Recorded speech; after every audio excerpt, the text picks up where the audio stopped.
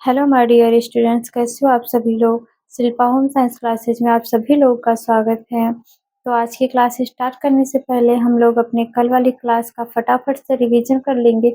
इसके बाद अपने आगे वाली क्लास का डिस्कशन करेंगे। तो कल वाली क्लास में हम लोगों ने लाल रक्त कोशिकाओं के कार्य पढ़े थे, जिनमें कोशिकाओं में क्या होता है, हीमोग्लोबिन पाया जाता है जो हमारे शरीर में ऑक्सीजन और कार्बन डाइऑक्साइड का परिवहन करता है।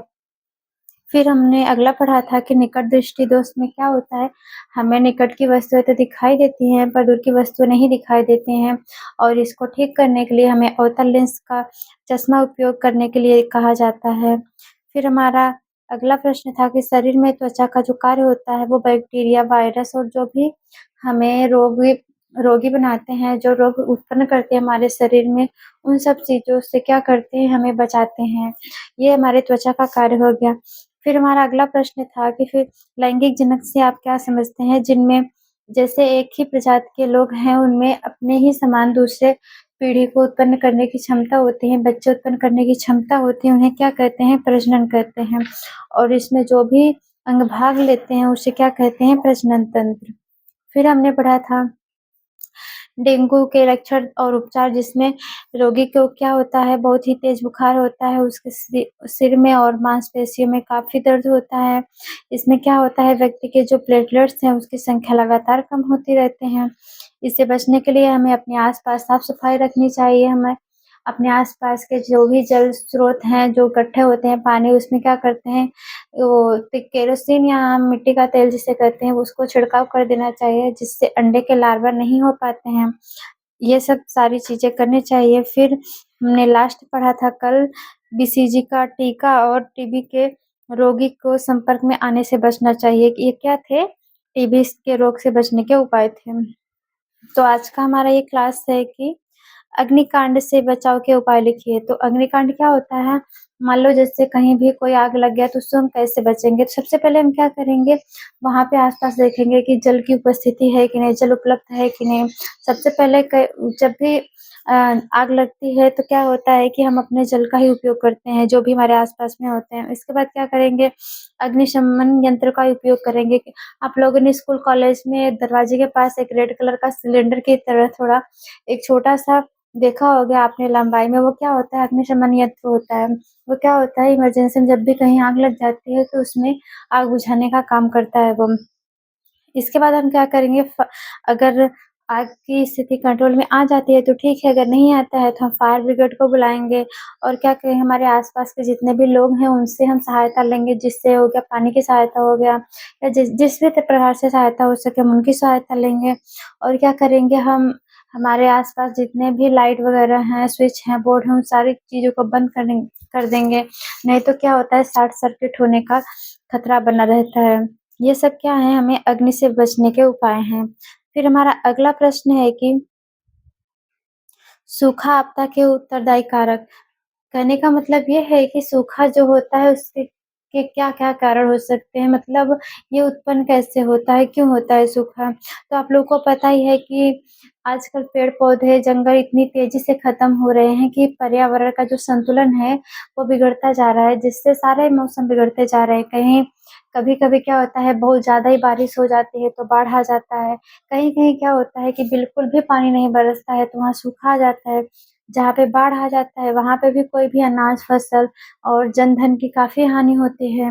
और जहाँ पे सूखा पड़ जाता है वहाँ पे भी व्यक्ति को पीने के लिए भी पानी नहीं मिल पाता है, तो फसल की तो क्या ही बात करेंगे। तो ये सारी चीज़ें क्या हैं, क्या करते हैं कि हमारे पर्यावरण को जब भी हम नुकसान पहुँचता है तो ऐसे ही मौसम बदलते हैं, और हमें प्रकृति का ऐसा भयानक रूप देखने को मिलता है कि कहीं कोई भी चीज़ बहुत ज़्यादा हो जाती है, इससे व्यक्ति परेशान हो जाता है, कहीं बहुत ही कम होता है, इससे भी व्यक्ति को परेशानी होती है।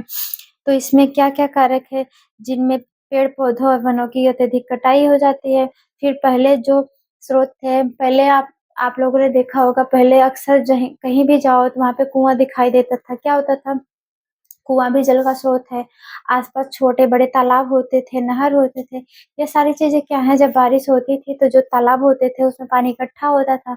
जब पानी इकट्ठा होता था वो भाप बन के उड़ता था, फिर बादल में जाकर बादलों के साथ मिलकर क्या होता था, फिर से बारिश के रूप में वापस आता था। तो ये सारी चीज़ें अब धीरे-धीरे खत्म हो रही हैं, तो इससे क्या हो रहा है कि मौसम बदल रहा है, मतलब कहीं सूखा, कहीं बाढ़, ये सारी कारण उत्पन्न हो रहे हैं। फिर क्या है, फसल चक्र में तीव्र परिवर्तन। कहने का मतलब ये है कि आजकल कोई भी मौसम में ऐसा नहीं है कि आज इस समय का मौसम है तो यही चीज़ मिलेगा, यही सब्ज़ी मिलेगी, या कोई भी अनाज है वो हर मौसम में मिल रहा है। कहने का मतलब ये है कि व्यक्ति रासायनिक चीज़ों का प्रयोग करके, रासायनिक खादों का प्रयोग करके हर प्रकार की फसल को उगा रहा है। तो इससे भी क्या हो रहा है कि हमारे ज़मीन की जो उर्वरक क्षमता है वो सारी चीज़ें खत्म होती जा रही हैं। फिर हमारा अगला प्रश्न है कि प्राथमिक स्वास्थ्य केंद्र कहाँ बनाए जाते हैं? तो जो प्राथमिक स्वास्थ्य केंद्र क्या होते हैं, हम आप लोगों ने देखा होगा कि सरकारी अस्पताल, आप लोगों ने सुना होगा, तो क्या होता है, ये गाँव में अक्सर देखे जाते हैं। 1 गाँव, 2 गाँव, 4 गाँव को मिलाकर क्या होता है, सामुदायिक स्वास्थ्य केंद्र बनाया जाता है। ये क्या होता है, ग्रामीण क्षेत्र में अक्सर पाया जाता है, बनाया जाता है।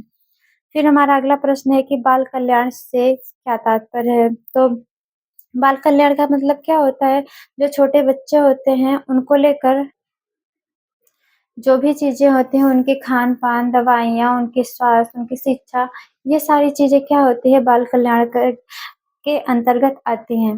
फिर हमारा अगला प्रश्न है कि यूनिसेफ का पूरा नाम क्या है?